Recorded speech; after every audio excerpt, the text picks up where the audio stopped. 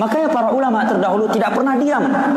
Bahkan di antara mereka dipenjara gara-gara membicarakan masalah bahayanya bid'ah. Karena itu bentuk kasih sayang kepada umat. Karena Nabi menyebutkan salah satu dari orang yang tidak boleh masuk dalam telaga beliau adalah para pelaku bid'ah. Membuat agama baru, memperbarui dari agamanya Nabi. Jangan ribut, jangan ikut-ikutan sama orang yang suka meributkan. Kullu bid'atin adalah, semua bid'ah adalah dolalah. Jelas kenapa? Semua bid'ah adalah sesat. Coba yang dimaksud bid'ah itu apa sih? Yang dimaksud bid'ah oleh Rasul itu apa? Ada dalam bab usul fikih ada tahqiqul manat sama tankihul manat. Yang dimaksud bid'ah itu apa sih yang diinginkan Nabi? Siapa yang tahu keinginan Nabi? Apa yang dimaksud bid'ah itu? Apakah semua yang baru? Itu bid'ah menurut bahasa. Kita perlu bid'ah menurut syar'i itu apa sih? Maka para ulama selalu membuat sebuah definisi. Definisi itu bid'ah apa? Bid'ah itu bukan semua yang tidak pernah dilakukan Nabi itu adalah bid'ah syariah, bukan. Jadi ada definisi, maka ulama faham, cerdas membuat definisi bid'ah. Jadi kalau bid'ah lughawiyah itu terbagi 5. Bid'ah menurut bahasa, sesuatu yang baru, ini ada hukumnya yang wajib, ada hukumnya yang sunnah, ada hukumnya yang makruh, ada hukumnya yang haram, ada hukumnya yang mubah. Bid'ah lughawiyah, bid'ah menurut bahasa, hal yang baru. Tapi kalau bid'ah syariah, bid'ah menurut syariat, kullu dolalah, semuanya adalah sesat. Lah bid'ah syari'i itu gimana? Ada definisinya. Maka yang berani mengatakan ini bid'ah, tahlilan bid'ah, tawasul bid'ah, tanyakan definisi bid'ah menurut ente apa? Paling saya ngomong, semua yang tidak pernah dilakukan Nabi Muhammad adalah bid'ah. Jangan enak. Ente naik mobil. Lah, itu kan yang dimaksud urusan agama, bukan urusan dunia. Mana Nabi ngomong dunia? Coba Nabi ngomong urusan akhirat, Pak. Kan kullu bid'atin, tidak kullu bid'atin fid dunya atau fil akhirat, tidak ada. Dari mana itu membedakan antara dunia dan akhirat? Perlu definisi. Di sini ada belasan definisi. Dan definisi yang ada bukan definisi yang sering diumbar oleh orang yang pengen membid'ahkan orang lain dengan kalimat yang sederhana. Semua yang tidak pernah dilakukan Nabi adalah bid'ah. Nggak pernah. Itu bukan definisi. Itu reka-reka. Makanya di dalam menjelaskan sesuatu perlu kembali kepada takrif. Apa kata ulama tentang bid'ah yang dimaksud oleh Rasulullah? Saya tidak ngerti. Tapi saya tanya ke ulama. Ulama apa kata mereka? Ulama menjelaskan. Jadi yang dimaksud bid'ah yang dikatakan dolalah itu adalah bid'ah ini. Kalau bid'ah menurut bahasa jelas. Ibnu Hajar al-Asqalani mengatakan ada bid'ah yang sunnah. Sesuatu yang baru, lihat pengumpulan mushaf Sayyidina Uthman zaman Sayyidina Uthman bin Affan. Pembuatan kantor pada zaman Sayyidina Umar bin Khattab. Apalagi tarawih Sayyidina Umar adalah secara bahasa adalah bid'ah. Nikmatil bid'atu hadhihi, sampai Sayyidina Umar mengatakan sebaik bid'ah adalah ini. Sebaik-baik bid'ah. Loh, kok ada sebaik-baik bid'ah? Sebaik-baik bid'ah. Loh, Sayyidina Umar ngomong ada bid'ah yang baik, ini bagaimana? Apakah Sayyidina Umar tidak pintar lagi? Ini kan kurang ajar. Karena terbatasnya dia dalam memahami, dipikir nggak bisa dibedakan antara bid'ah menurut bahasa dan bid'ah. Sayyidina Umar nikmatil bid'atu, bid'ah secara bahasa. Sesuatu hal yang baru, yang menarik, ya ini loh. Bukan bid'ah syariah. Kalau bid'ah syariah kulluha dolalah. Bid'ah dalam syariat adalah dolalah semuanya. Lalu bagaimana bid'ah syariah itu? Ulama berbeda pendapat dalam definisi, tapi mirip-mirip semuanya. Di antaranya adalah misalnya thariqatun fid dini, salah satu. Kasih 2 definisi, harus punya. Thariqatun fid dini, cara beragama, bukan cara bercocok tanam, bukan ya. Cara beragama, lihat. Nah, ini definisi. Thariqatun fid dini mukhtara'atun, yang dibuat-buat. Cara beragama yang dibuat-buat. Tudhahi syariat, yang menandingi sesuatu yang ada di dalam syariat. Yuqsadu bisuluki 'alaiha, dengan maksud melakukan itu semua. Al-mubalaghatu fi ta'abbudi, berlebihan dalam beragama. Contoh, subuh, salat subuh, pagi-pagi lagi seger, salat subuh kok cuma 2 rakaat.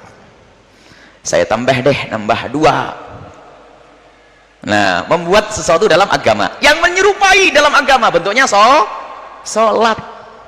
Tujuannya berlebihan. Apa? Saya kuat, perlu tambah lagi. Kalau sholat yang ke-6, itu bid'ah yang sesat. Tetapi jika ada orang melakukan thariq mukhtara'atun, mengada-ada itu adalah apa? Tidak bisa dikembalikan kepada Al-Quran dan hadis.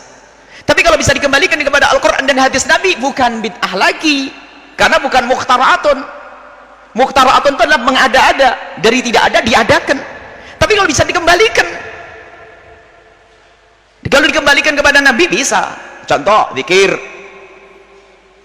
bareng dan tidak bareng, oh ini bid'ah, oh itu ada zikir bid'ah. Masih bisa guna, no, Nabi nyuruh berzikir kok. Dan Nabi tidak membatasi antara bareng-bareng dan sendirian. Kenapa kok zikir jamaah jadi haram sekarang? Tidak pernah dilakukan Nabi. Nabi menyuruh berzikir.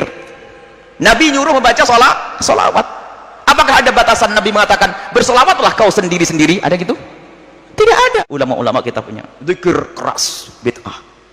Dulu. Mengeraskan zikir adalah bid'ah dan terang-terangan membuat tulisan. Dia lupa Imam Bukhari rahimahullahu ta'ala, coba dangkalnya mereka menilai bid'ah. Imam Bukhari rahimahullahu ta'ala meriwayatkan dalam Sahih Bukhari bahwasanya inna raf'as sauti, sesungguhnya mengangkat suara bidzikri dalam berzikir, idzan sarafu minal maktubati, kalau mereka selesai melakukan salat, kana fi ahdin Nabi sallallahu alaihi wasallam, ada pada zaman Nabi sallallahu alaihi wasallam. Imam Bukhari. Mau dikatakan bid'ah? Ustaz, perbuatan bid'ah adalah sesuatu yang tidak ada contohnya dari Rasulullah SAW dalam soal ibadah. Kalau soal dunia, tradisi dan sebagainya, apakah boleh? Pertama begini, teman-teman sekalian, tolong lengkapi kalimatnya ya. Tidak setiap yang tidak ada contoh dari Rasul itu disebut bid'ah. Hati-hati. Ya harus tuntas penjelasannya, jangan memberikan celah ya. Ingat, yang disebut bid'ah itu sesuatu yang tidak ada ketentuannya dari Rasul.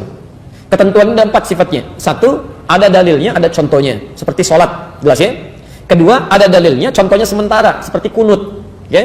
Yang ketiga, ada dalilnya, cuma contohnya nggak ada. Awas, hati-hati. Jadi tidak setiap yang tidak ada contohnya itu disebut bid'ah. Sepanjang ada dalilnya, walaupun tidak ada contoh, sepanjang Nabi mengisyarat untuk mengerjakan itu boleh. Boleh, karena tidak setiap yang disampaikan Nabi beliau contohkan kalau dalam kondisi tertentu. Ya, misal, saya beri contoh misalnya tahiyatul masjid. Ya, tahiyatul masjid. Tayyib. Nabi selama hidupnya itu tidak pernah tahiyatul masjid. Tidak pakai tidak pernah tahiyatul masjid. Ya. Baik. Kenapa? Karena rumah Nabi di masjid. Jelas ya? Rumah Nabi di masjid. Wa baiti huna, dan rumahku di sini, kata Nabi. Karena itu beliau selalu sholat di dalam rumahnya, begitu iqamat baru keluar jadi imam.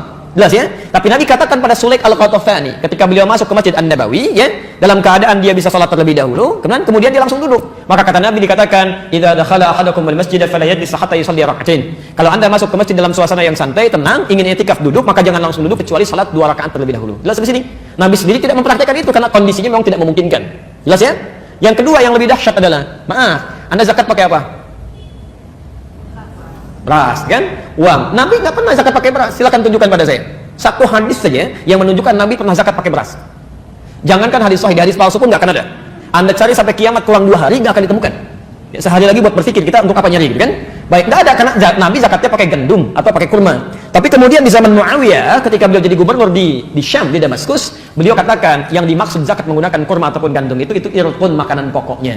Jadi kalau makanan pokok di satu tempat kemudian digunakan sebagai bagian dari zakat itu boleh. Ya, sepanjang itu bagian dari makanan pokok. Makanan pokok kita apa?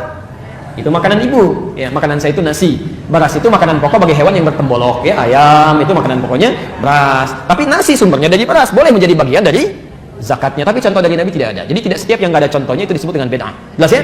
Kecuali yang keempat, tidak ada dalil, tidak ada contoh, kemudian dikerjakan itu yang bermasalah. Salat, saya tutup sampai sini karena waktu kita akan masuk ada nasar.